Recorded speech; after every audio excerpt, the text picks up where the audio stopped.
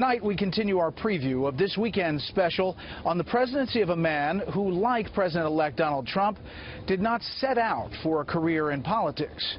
3 days in January goes behind the scenes of the Dwight Eisenhower presidency.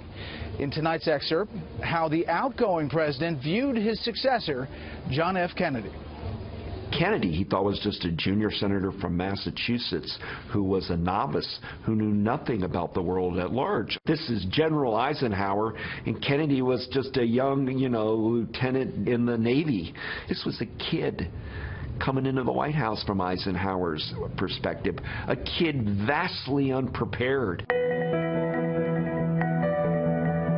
The world was now a different place. Nuclear warfare changed all the equations. Ike's feelings came across quite clearly to those who saw him in action. For instance, he held informal weekly meetings with congressional leadership.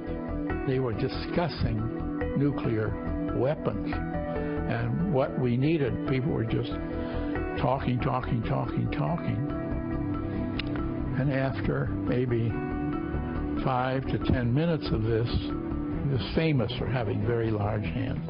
He brought his right hand down on the cabinet table with a resounding crash, and they all came to instant attention. And he said, "God damn it, how many times can you kill a man?"